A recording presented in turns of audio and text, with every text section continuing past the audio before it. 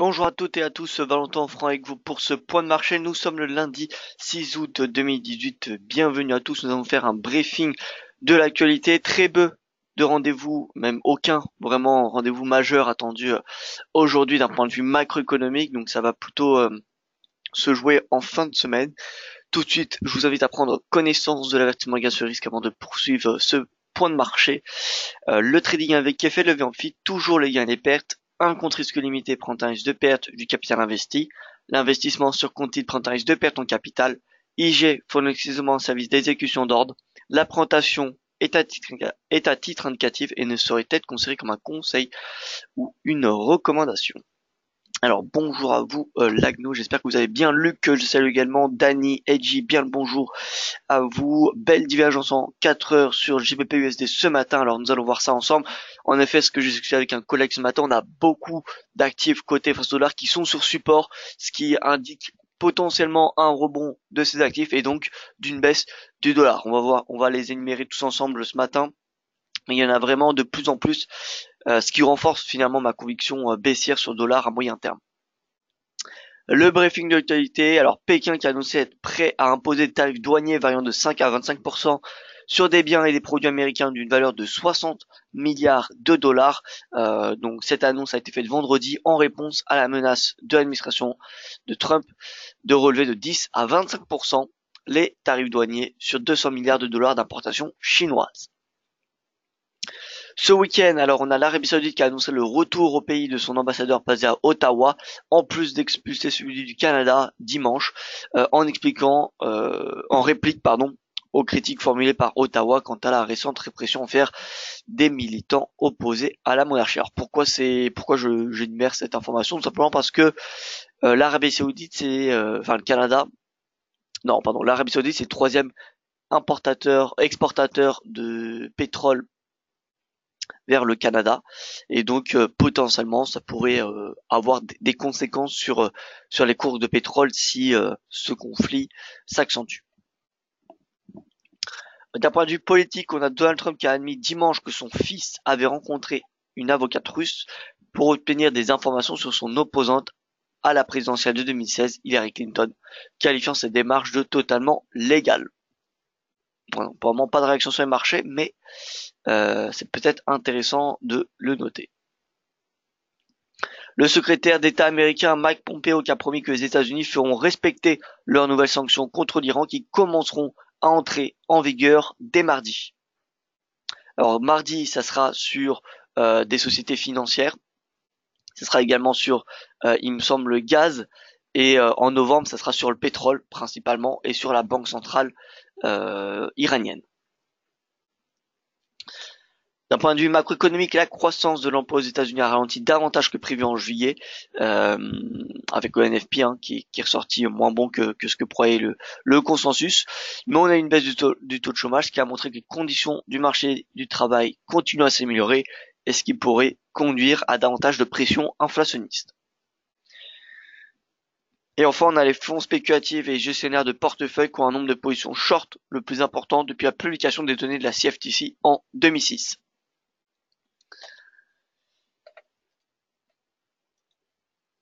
Résumé la séance américaine et asiatique, donc vendredi, DXY a clôturé en légère hausse, plus 0,18% en raison des tensions, des inquiétudes commerciales, ensuite aux répliques chinoises. Dow Jones, S&P, Nasdaq en hausse également, le rendement du 10 ans américain qui est en baisse depuis qu'il a atteint les 3% semaine dernière. Ce matin, on a le yen qui était en légère hausse, plus 0,07%, le gold, le Nikkei qui sont tous les deux sous pression, le Hang Seng et le MSCI Asia Pacifique qui sont en légère hausse. Et d'un point de vue macroéconomique, vous voyez que, il y a rien de prévu réellement. Comment nos industries allemandes, moins 0,8% sur un rythme annuel par rapport au mois de juin, par rapport au mois de mai, sur une année, donc c'était par rapport à l'année dernière, et l'annonce a été publiée pour le mois de juin. Voilà, excusez-moi pour cette petite malcompréhension. Et à 9h30, donc l'indice PMI de la construction allemand, et vous voyez que, finalement, il n'y a pas grand-chose d'autre de prévu pour le restant de la journée, donc ça devrait être assez calme, finalement.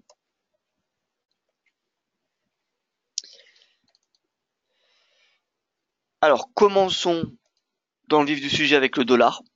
Le dollar sous les 95. On a, vous voyez, le DXY 95, donc résistance. Vous savez que sous 95, le DXY est bien à une perspective plutôt baissière, d'autant plus que là on a un nouveau sommet, alors que le RSI n'inscrit pas de nouveau sommet, ce qui veut dire qu'on a une divergence.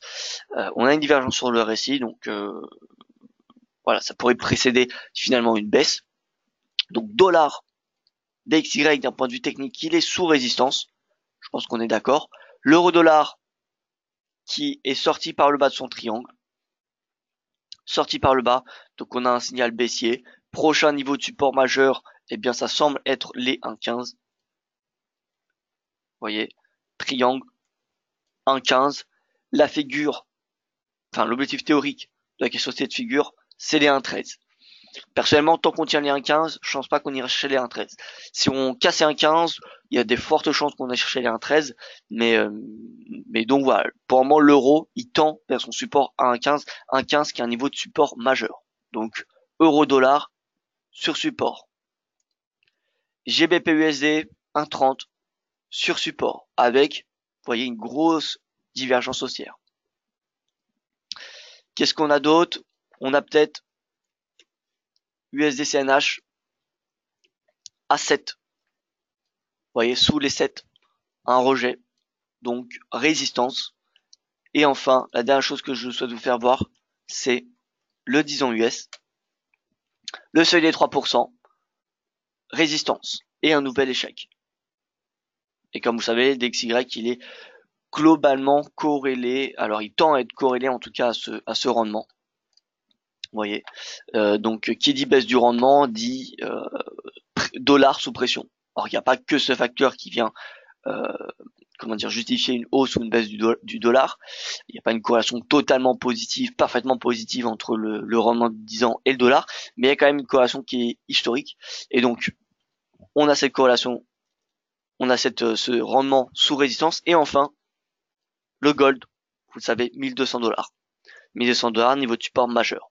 Donc on a gold sur support, euro sur support, pound sur support, la devise chinoise sur support, le rendement du 10 ans américain sous résistance.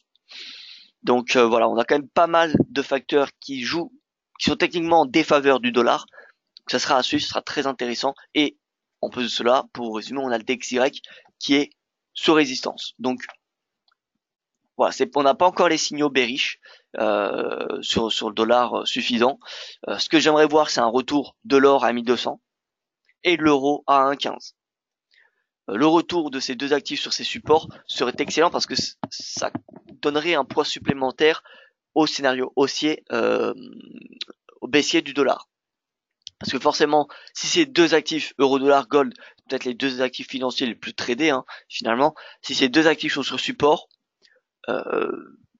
eh bien, on aura finalement un marché qui sera sur support, des investisseurs qui seront fortement susceptibles à boucler les positions short et à acheter compte tenu du fait que l'euro et le gold seraient sur des niveaux de support, des niveaux de prix finalement intéressants pour passer long. Donc le fait que ces deux actifs convergeraient, enfin, seraient sur un niveau de support en même temps, eh bien, le fait que ça coïnciderait au niveau de timing, eh bien, ça renforcerait la possibilité d'un rebond du dollar. Donc moi, ce que j'aimerais voir, c'est continuer de voir le GBP-USD à 1,30, l'euro-dollar à 1,15, le gold à 1200. Si on a ces trois actifs sur support, honnêtement, il y aura des fortes chances qu'on voit un rebond de ces paires et donc une baisse du dollar.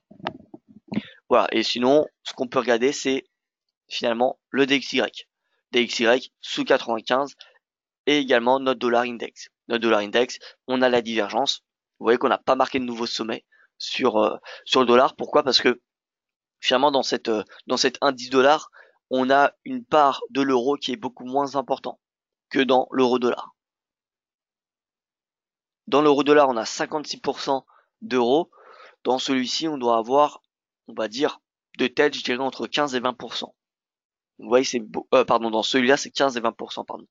Vous voyez que c'est beaucoup moins, ce qui nous permet d'avoir finalement une autre perspective de la tendance du dollar. En tout cas, il y a une divergence. Et si le RSI clôture sous 50, je vous rappelle que c'est un signal baissier. Donc voilà, cette semaine, je ne sais pas si on va avoir le signal baissier sur le dollar, mais en tout cas, je surveille les niveaux de support à 1,15. Je pense que l'euro ira chercher les 1,15. Ça me semble assez logique à court terme. Cassure par le bas, cassure par le bas du triangle, ce qui veut dire que la psychologie passe baissière. Psychologie d'investisseur, on avait de l'indécision, on passe dans une psychologie qui est baissière depuis la sortie par le bas de ce triangle. Donc 1,15, je pense que ça va être atteint. C'est pareil pour le gold, 1200. Vous voyez qu'on a eu un beau rebond sur les 1204.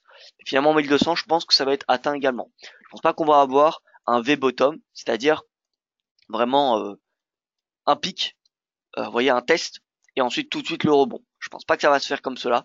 Je pense qu'on va avoir voilà une petite consolidation, des signaux bullish, peut-être une divergence. J'espère voir une divergence, mais voilà, concrètement, je m'attends à ce que l'or vienne tendre vers 1200 et qu'on ait ce rebond.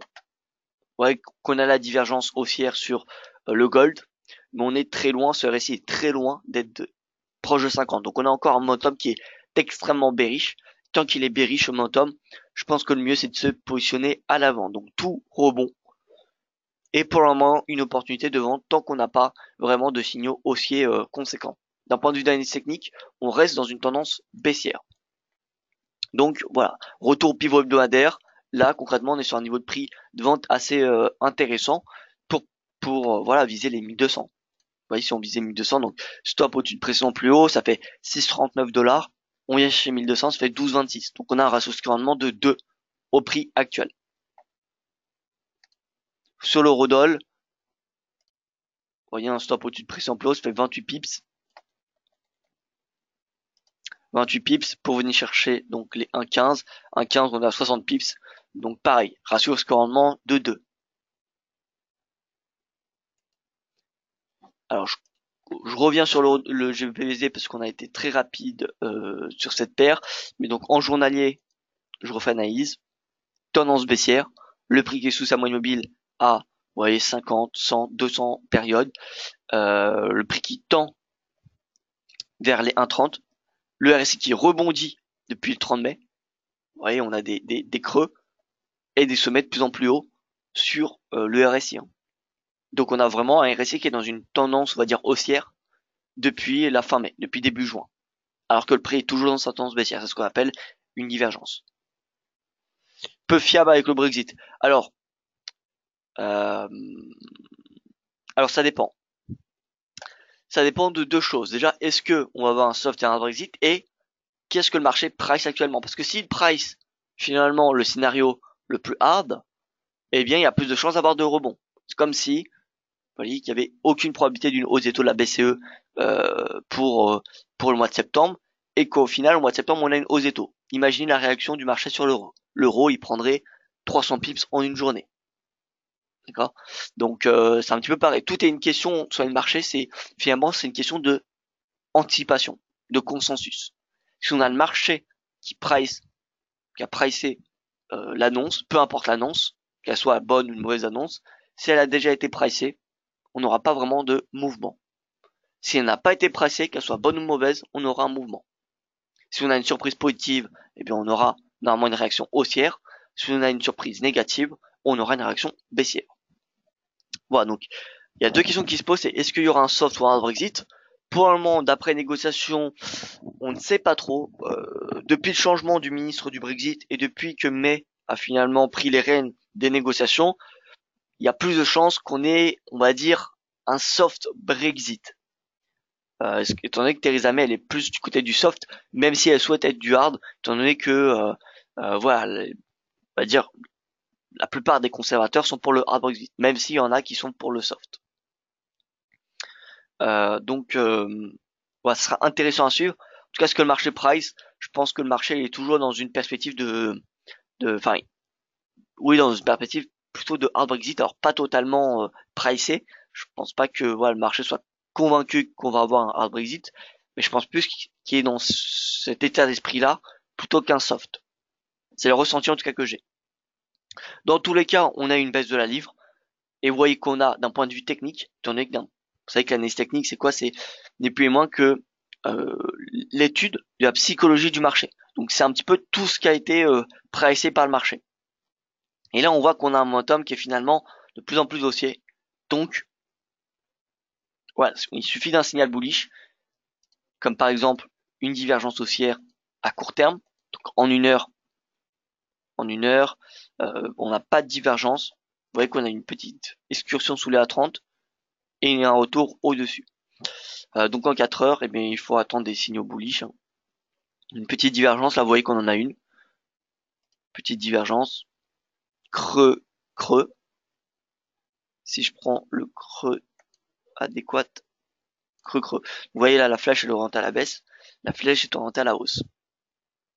Donc voilà, petite divergence haussière. GBP va peut-être rebondir jusqu'à voilà le pivot mensuel.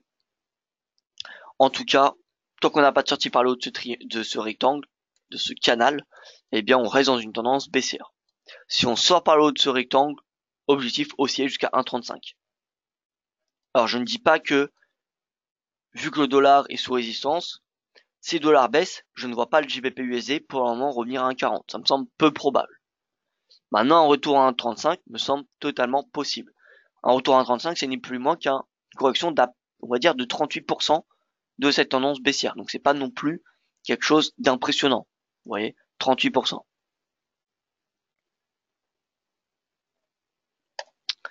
NZD, USD, donc les devises Como, c'est pas les devises qui sont les plus intéressantes à acheter, comme vous le savez, étant donné que c'est les plus exposées aux tensions commerciales. Et finalement, c'est surtout l'AUD et le NZD, parce qu'en plus d'être des devises commodities, leur économie dépendent de celle chinoise, alors que le Canada, on va dire beaucoup, beaucoup, beaucoup moins.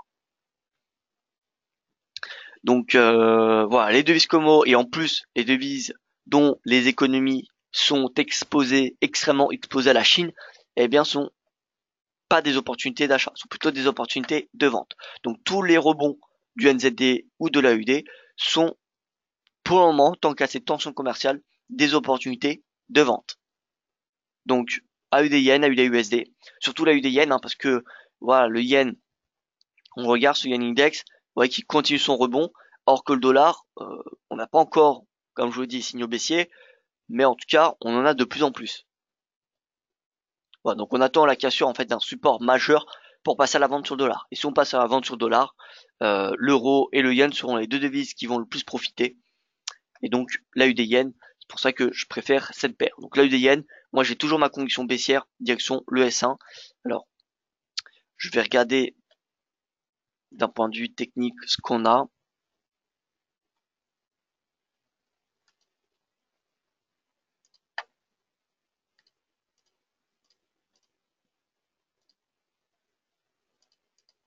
Alors je vais enlever le canal. Je suis un petit peu...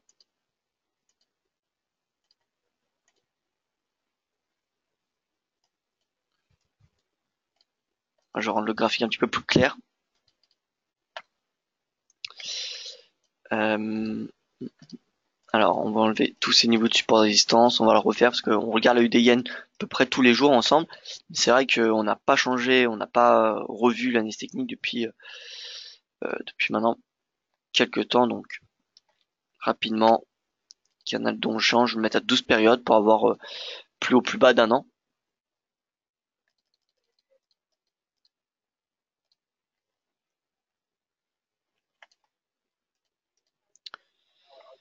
Voilà, donc là, je vais, dans une tendance baissière, chercher le niveau de support. Et dans une tendance haussière, chercher le niveau de résistance. Hop, donc, résistance, résistance, résistance, résistance.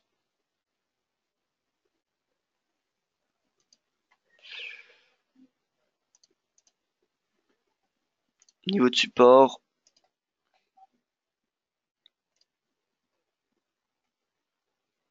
Bon, je pense qu'on est suffisamment bon comme cela. Donc on va enlever le canal.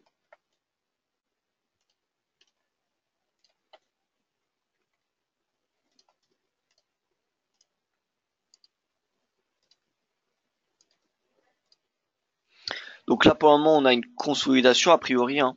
Ce qu'on voit, c'est voilà, c'est un range entre ce niveau de prix et celui-ci.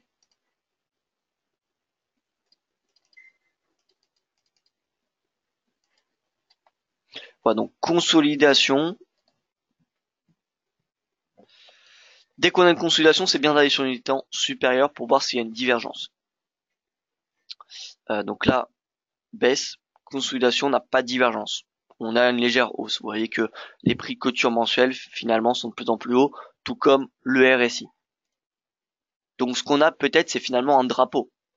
C'est finalement un drapeau, c'est une figure de consolidation. On a une baisse, un drapeau, normalement ça dure pas très longtemps. Après tout est relatif, c'est une question d'unité de temps. Sur une unité de temps journalière, ça va prendre un mois, donc à peu près, on va dire 30 chandeliers, à peine. À peine un mois. Donc là, vous voyez, on a une baisse. C'est vrai que la consolidation, elle prend un petit peu de temps. Mais bon, c'est peut-être simplement une baisse. Et si c'est une baisse, finalement, ce qu'il faut regarder, c'est, on a cette oblique qui est légèrement orientée à la hausse. Et c'est finalement un canal. Vous voyez, c'est finalement un canal. Eh bien, cette figure, hein, le canal, le drapeau de consolidation, ça indique qu'on est en milieu de tendance d'un point de vue technique. On est en milieu du mouvement, de l'impulsion. Donc en clair, faudrait chercher plus haut, plus bas, reporter au niveau de la cassure.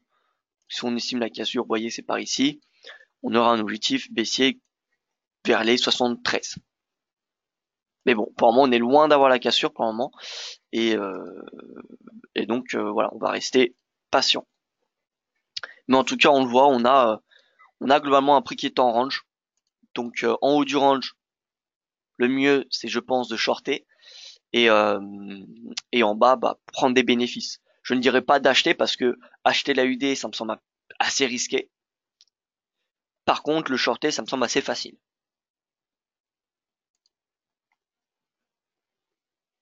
Donc voilà, la UD yen, on n'a pas vraiment de mouvement depuis quelques jours, mais moi je reste baissier. Je reste baissier jusqu'en bas du range et même beaucoup plus bas. Compte tenu du fait que le yen, j'ai une perspective haussière et que la UD, comme je vous l'ai dit, c'est non seulement une devise Como, mais c'est également l'Australie, son économie dépend énormément de la Chine. Si la Chine va mal, l'économie australienne aura du mal. Donc AUD yen, on va dire plutôt une perspective baissière, tout comme le NZD yen hein, finalement. NZD yen, vous voyez, retour à 75.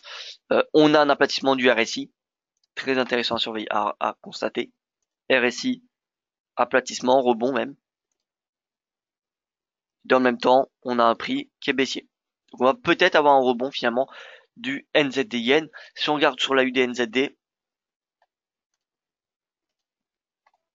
la UDNZD, on revient en haut de ce triangle de long terme. Voilà, en hebdo, triangle de long terme.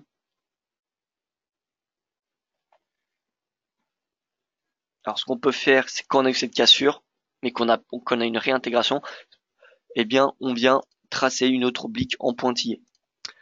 Il y a différents filtres techniques pour filtrer les cassures, hein, les breakouts. Sur une unité de temps hebdomadaire, l'un des filtres, c'est attendre deux chandeliers. Pardon. S'il y a deux chandeliers qui clôturent dans le sens du breakout en dehors de la figure chartiste, eh bien ça valide comment dire eh bien le signal. Donc là on a un signal haussier, breakout, un chandelier, deuxième, une baisse. Donc là c'est un signal d'alerte, troisième, réintégration. Donc là on avait l'opportunité d'éviter de trader la sortie de ce triangle. Mais donc finalement en raison d'un triangle, on arrive en haut de ce triangle, donc sous résistance, ce qui veut dire que l'AUD a probablement fini de surperformer et donc il va sous-performer. Donc au final, entre l'AUD et le NZD, la devise qui sera la plus intéressante à shorter face au dollar ou face au yen ou face peu importe, ça sera l'AUD. Si il continue, enfin si le cours continue d'évoluer dans ce triangle. S'il sort par le haut, dans ce cas, ça voudra dire que l'AUD est très fort, enfin surperforme clairement le NZD. On a un signal haussier et donc l'AUD est parti pour surperformer pendant pas mal de temps. Mais tant qu'on se situe dans ce triangle, finalement, plus on s'approche de cette résistance, plus la surperformance de l'AUD face au NZD est, on va dire, limitée en termes de temps. Voilà, donc là, il va falloir commencer à chercher des signaux baissiers. Vous voyez que là, on a petite divergence. On est à un plus haut depuis le mois de juillet, hein, donc plus haut de mois de juillet au R1 mensuel. Vous savez que le R1 mensuel Prometheus c'est généralement une bonne résistance, donc on va peut-être avoir finalement une sous-performance de l'AUD à court terme, à bonne reprise haussière et un renversement majeur. Voilà. Ensuite, les autres paires de devises, honnêtement, j'ai pas grand chose à dire. Mis à part peut-être l'euro CHF, regardez l'euro CHF. En journalier, on est revenu à un 15. D'un point de vue technique, donc ça peut être intéressant. Prix sur support. En 4 heures, on a un petit rebond, mais on n'a pas encore les signaux haussiers suffisants. Ouais, moi, ce que j'aimerais voir, c'est une divergence comme celle-ci, par exemple. Là, on avait une belle divergence. Eh bien, c'est ce genre de signaux que j'aimerais voir. C'est ce genre de signaux. Donc là, pour le moment, on a un rebond, on a un retour du prix sur support, mais on n'a pas encore le signal bullish. On n'a pas encore le signal bullish, donc patience, finalement. Patience, là on voit que en horaire, on a déjà la divergence, mais pas encore en 4 heures. Et moi, ce que j'aime voir, c'est pour trader en swing, en tout cas, c'est la divergence au moins 4 heures. En horaire, ça permet de faire du day trading. Là, on peut se dire que l'euro s'achève, va rebondir jusqu'à son pivot hebdomadaire en day trading ou quelques séances. L'euro JBP, non, aucun signal pour l'euro GBP. L'euro yen, 4 heures, RSI survendu, donc on a un puissant signal momentum baissier. On est à nouveau sous 1,30. Alors,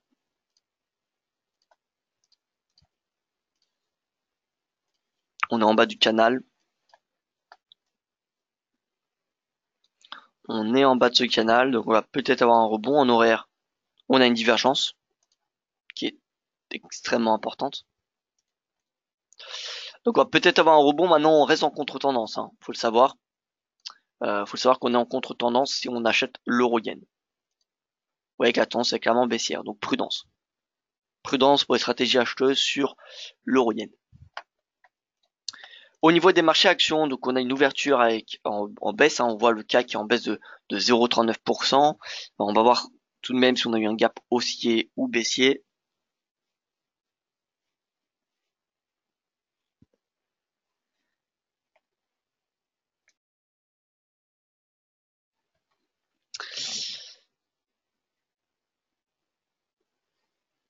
Alors, ouverture avec un gap haussier et on a un comblement du gap.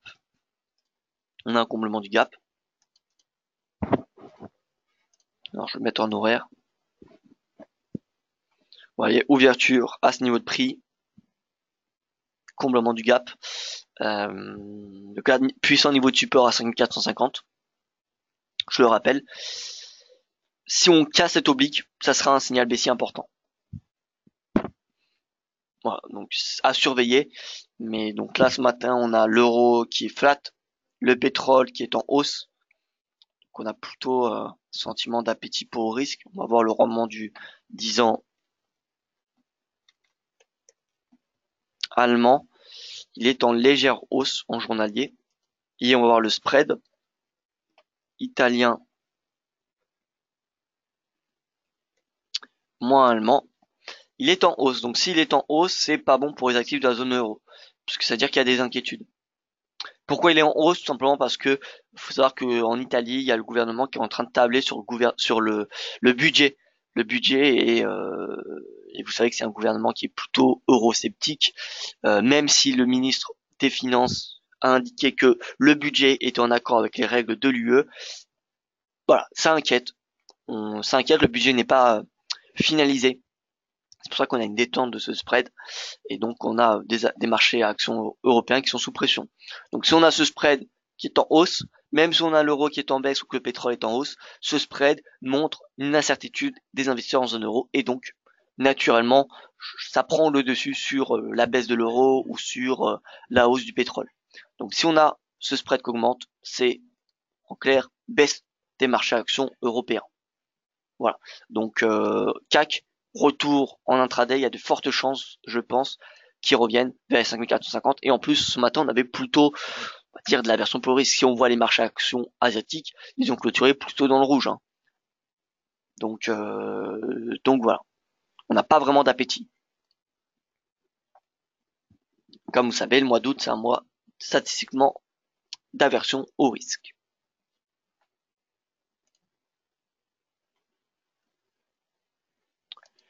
Au niveau du DAX, donc le DAX, vous voyez, on a eu un beau signal baissier en fin de semaine.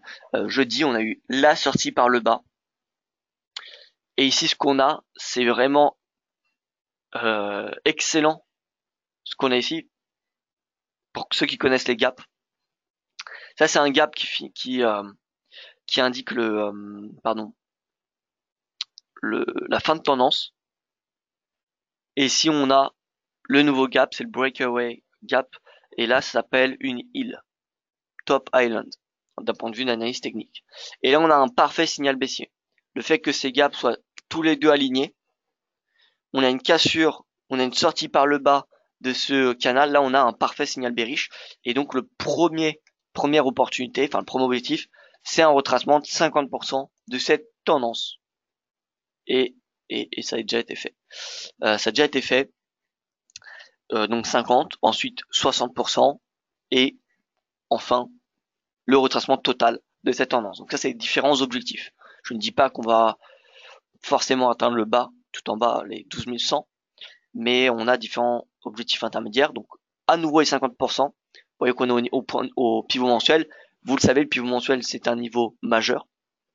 Donc là, clairement, d'un point de vue stratégie swing trading, la vente est semble assez cohérente.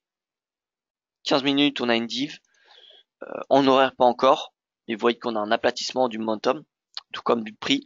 Voilà, moi je pense que le DAX peut se vendre jusqu'à 12 500 à court terme. Et on peut même viser plus bas, 60%. C'est 12 400. 12 400, c'est un niveau assez intéressant. Donc voilà. Personnellement, je suis baissier. Et là, le DAX, il est vraiment sur un niveau de prix intéressant pour le shorter.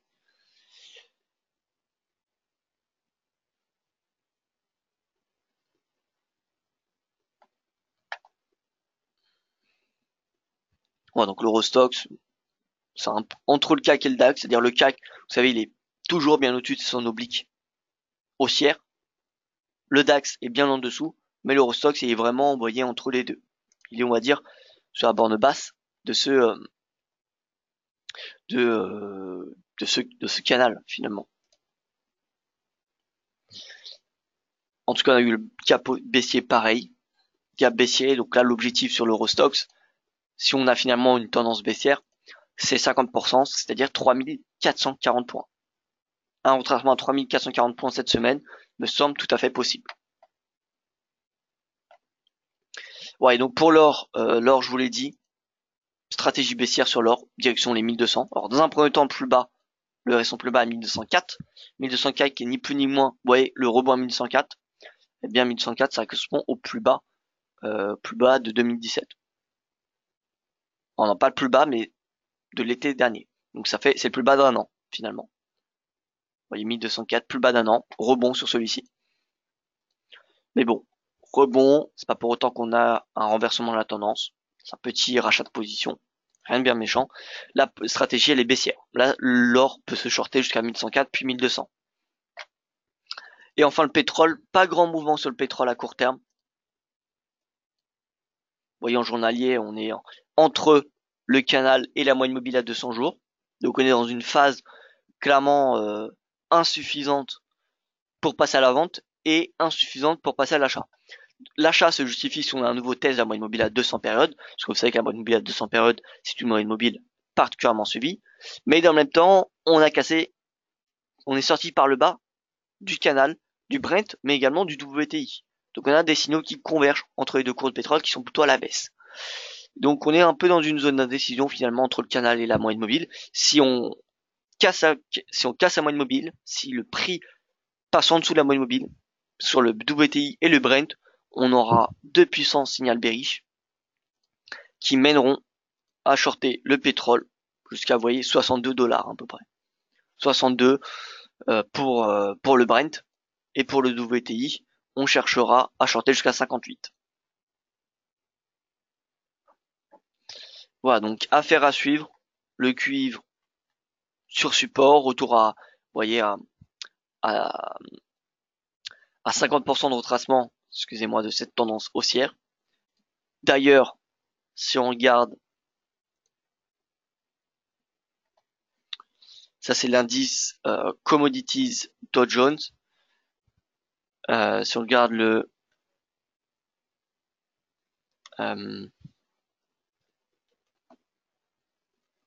non, RBI, alors je me souviens plus du ticker pour les commodities.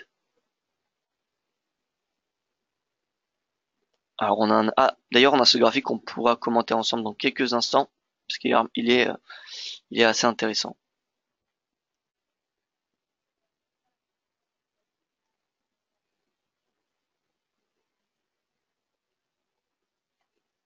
Voilà, le CRB Index. CRB Index, c'est l'indice commodity, on va dire, le plus connu. Donc voilà. CRB. Alors, index. Non.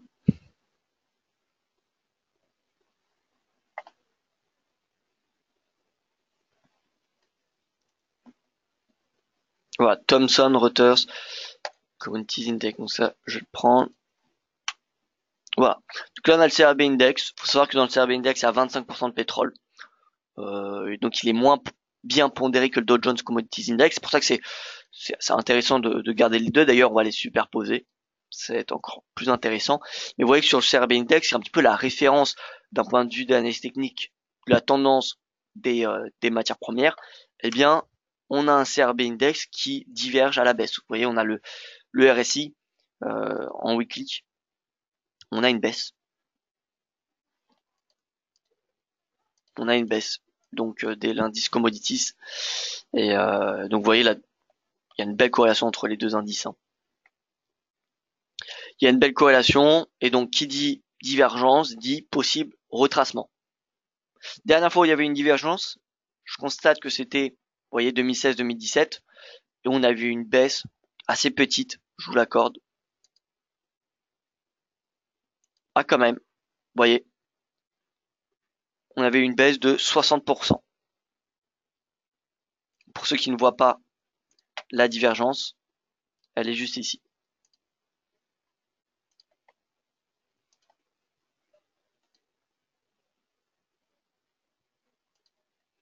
Voilà, donc sommet de plus en plus haut, RSI de plus en plus bas. Donc, que nous dit ce CRB Index? Il nous dit une possible baisse. Alors, on aura un premier signal baissier en cas de clôture sur la moyenne mobile à 50 périodes. Le RSI est déjà sous 50, donc j'ai envie de dire on a déjà un signal baissier. Qui dit baisse des matières premières dit forcément ralentissement de l'inflation. Donc, il va falloir commencer à s'intéresser aux IPC Core, particulièrement parce que les IPC, on peut s'attendre à une baisse. Ce qu'il faudra surveiller, c'est que l'IPC Core ne baisse pas non plus, parce que dans l'IPC Core, il n'y a pas tout ce qui est matière première, il n'y a pas l'alimentation, il n'y a pas l'énergie. Forcément, le CRB Index n'a pas de, comment dire, d'impact sur l'IPC Core, mais il y en a un sur l'IPC global. Étant donné que le premier moteur de l'inflation, c'est les prix de l'énergie, c'est le prix des cours de pétrole. Donc finalement, quand on sait qu'on a 25% de pétrole dans le CRB Index, si le CRB Index baisse, ça veut dire qu'on a une baisse du pétrole, en théorie. Ou sinon, ça veut dire que les métaux chutent complètement. Bref, si le CRB Index baisse, ça voudra dire ralentissement de l'inflation. Donc c'est les IPC Core qu'il faudra faire attention. Mais ça veut dire également que les devises commodities seront extrêmement impactées également. Parce que si on a une baisse de 60% du CRB Index, je vais vous faire voir simplement quelque chose. Donc voilà, là on est en weekly, AUD USD, NZD USD. Voilà, donc on peut constater quand même certaines corrélations entre l'AUD, le NZD et le CRB. Voilà, donc je les mets en bleu, un peu importe, il n'y a pas vraiment d'intérêt. Et donc si on a une baisse des matières premières, on aura forcément une baisse des devises.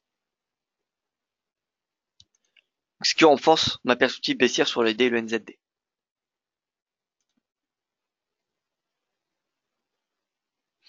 Voilà donc pour ce point de marché. En conclusion, pas de trade du jour. Néanmoins, on reste aux aguets sur le dollar qui semble être proche de signaler enfin sa baisse. Le yen, personnellement, je continue d'être haussier. Voilà, on n'a pas regardé, mais le 10 ans japonais, il est à un plus haut de plus d'un an. Donc voilà, hausse du taux japonais. Et enfin, pardon, j'ai pas commenté le graphique que je voulais vous commenter. Donc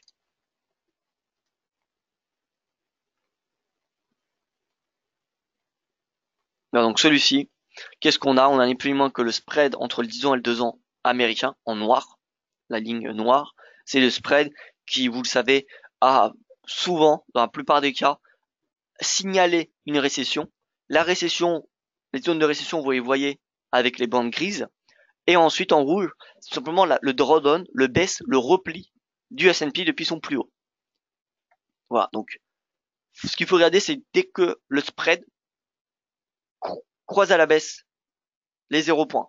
C'est-à-dire qu'on a un inversement de la courbe des taux.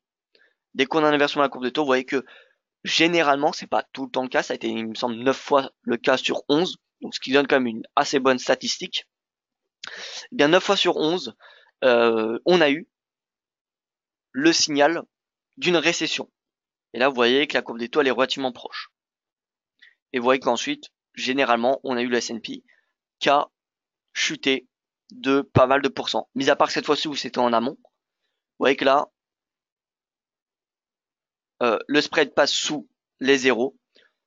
On a quelques mois, on va dire 1, 2 ans après, ça dépend, ça va de 6 mois à 2 ans en fait. Ensuite, une baisse du S&P et là on voit donc c'est environ un moins 30. Ici on a un moins 30. Là on a un moins 40, moins 50. Ici on a un moins 50. Donc voilà, c'est pas parce qu'on a l'aplatissement à la courbe des taux qu'on aura immédiatement un crack, mais ça signalera une possible récession déjà et une possible baisse des marchés à l'action. Parce que si on a un inversement de la courbe des taux, ça veut dire que en fait le marché, le, le marché pardon, dans ce cas de figure, c'est que les États-Unis payent plus cher à emprunter sur du court terme qu'à sur du long terme. Donc, au lieu d'acheter des actions du S&P pour 2 ans, qu'est-ce que va faire le marché? Eh bien, le marché va acheter des obligations, étant donné que les obligations seront extrêmement rémunératrices, les obligations de court terme. Or, généralement, les obligations de court terme, eh bien, elles sont en dessous de l'inflation, finalement. Elles sont en dessous, oui, excusez-moi, de l'inflation. Donc ça vaut pas vraiment la peine de payer une obligation si finalement l'inflation est supérieure. D'un point de vue rendement, bien évidemment. À part si on estime que l'inflation sera plus faible d'ici euh, que l'obligation arrive à maturité. Mais si on a un inversement, on a généralement, c'est synonyme, que déjà ce qui est un fait, c'est que le rendement à court terme, le rendement à 2 ans, aura un taux d'intérêt, aura un taux de rendement plus important que le 10 ans, ce qui n'est pas logique, parce que finalement le 10 ans, normalement, il est plus important parce qu'il y a plus de chances qu'il fasse défaut. Forcément, les États-Unis ont plus de chances de faire des défauts de paiement d'ici 10 ans que dans 2 ans. On est d'accord. À part si on a un problème à court terme, ce qui signale la récession. Donc, si on a une inversion de la courbe des taux, ça veut dire que le 2 ans a un meilleur rendement que le 10 ans, ce qui n'est pas logique. Et de 2, c'est synonyme que ce rendement à court terme est supérieur à l'inflation. Ce qui n'est pas une mauvaise chose, mais c'est pas souvent le cas. Si vous regardez la plupart des taux d'intérêt, certes ils varient, mais ils sont généralement en dessous de l'inflation. Voilà, donc pour cette analyse, merci pour votre attention. Moi, je n'ai plus rien à rajouter. Peut-on voir les objectifs GBP Yen en H1 et en H4? Bien sûr, Catherine. Bien sûr, donc GBP Yen H1. Ah, H1 très intéressant. On est en bas du canal, déjà en H4. Bas du canal, on le teste. Possible, sortie par le bas du canal. Alors je ferai attention parce que le GBP il reste sur support, GBP USD, rappelez-vous, 1,30.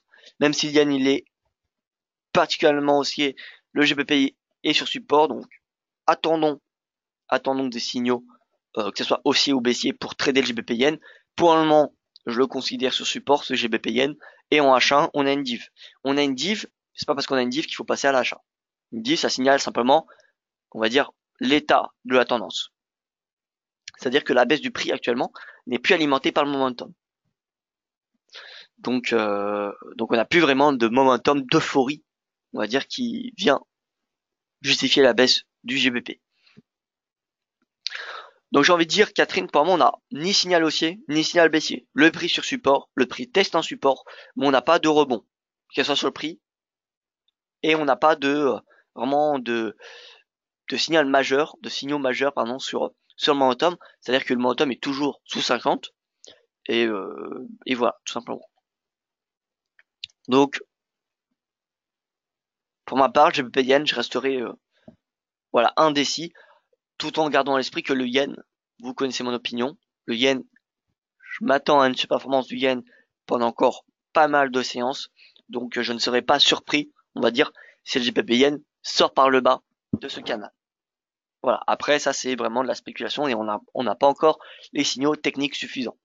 Ce que j'aimerais voir pour vraiment, on va dire, short ce GBP Yen, c'est qu'on ait une clôture journalière en dessous, vous voyez, de cette oblique. Point bas, point bas. Si on a une clôture sous cette oblique, c'est un signal baissier. On me demande le GBP AUD. Alors là, pour le coup, GBP AUD, ça me semble beaucoup plus confortable de le payer.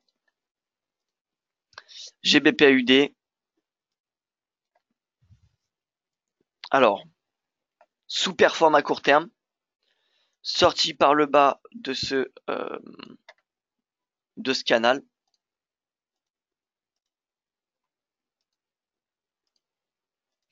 Voilà, donc là, on vient chercher le S1 mensuel. On vient chercher le S1 mensuel. Et finalement, le plus bas, vous voyez, le plus bas du 5 juin. Vers les 1,74. Donc là, on vient chercher à court terme, à très court terme, le S1 mensuel, qui est à, alors je ne le vois pas la valeur, 1,7523. Vous voyez, une vingtaine de pips à la baisse. On reste dans ce canal. Si on estime que le cours va rester dans ce canal, puis on vient viser le S2 mensuel, les 1,74. Mais rappelez-vous, tout ce qui est S1 pivot mensuel, le premier contact, le premier test de ces niveaux-là sont généralement assez importants sur le prix. Ils sont prises de bénéfices. Il y a généralement des prises de bénéfices, un rebond ou un rejet. Ça dépend si c'est un pivot, si c'est un support ou une résistance. Donc je ne serais pas surpris de voir un rebond du GBP/USD sur le SA mensuel avant de reprendre une possible baisse. Je ne dis pas qu'on va forcément revoir une baisse parce que le GBP est sur support face à plusieurs paires. Mais en tout cas, ça me semble assez logique qu'on aille chercher le SA mensuel dans un premier temps.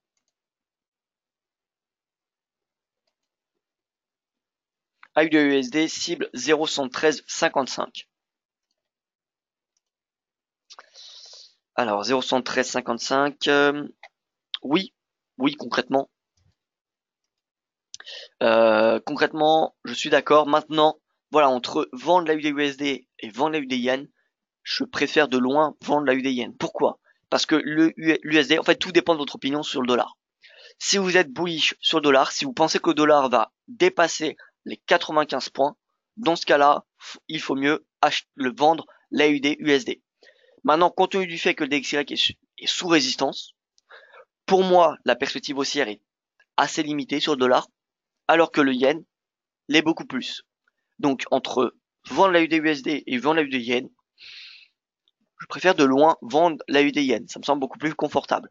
Maintenant, si vous pensez que le dollar va continuer d'être bullish, alors votre vente AUD-USD est totalement justifiée. Et oui, les 0,7355, qui est le S1 hebdomadaire, et à peu près, hein, eh bien, ça peut être votre objectif, clairement.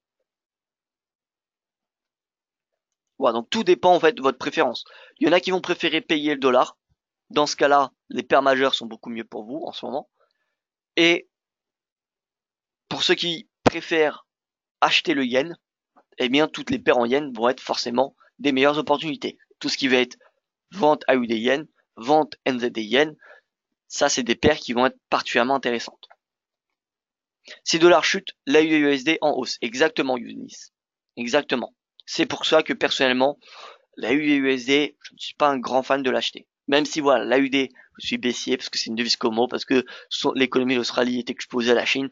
Peu importe, si on a le dollar qui chute demain, enfin si on a le dollar qui baisse, on aura l'AUD qui va mécaniquement rebondir. Ou en tout cas que sa baisse va être extrêmement diminuée. Parce qu'il y aura un effet dollar qui va soutenir le dollar australien. Donc je serai prudent personnellement sur les stratégies acheteuses du dollar. Parce que si vous vendez l'AUD USD, c'est vous vendez l'AUD et vous achetez le dollar. Donc voilà. Moi je suis pas fan d'acheter le dollar alors que le DXY est sous 95 points. Je préfère, comme je vous l'ai dit, pour le coup de vendre l'AUD yen. Là l'euro sur 1,1550, je pense qu'il va monter. Younis, alors 1,1550, moi je pense honnêtement il va aller chercher plus bas. Je pense pas qu'on va avoir un rebond immédiat. Donc là, on va peut-être avoir un rebond, oui, en intraday, hein, ça me semble possible.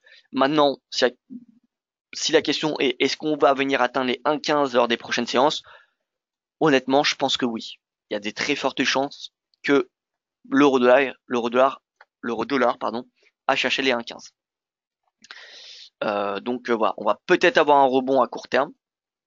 Mais ouais, les 1,1550, c'était ce support hein, du 28 juin à peu près.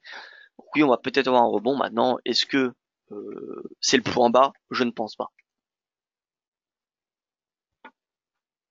Voilà donc pour ce point de marché. Je vous remercie pour votre attention. Je vous souhaite une excellente journée. Je vous dis à demain. À demain pour mon prochain point de marché, étant donné que ce sera mon collègue Yoav Nizar qui aura l'honneur de présenter le webinaire spécial crypto-monnaie aujourd'hui à 13 h.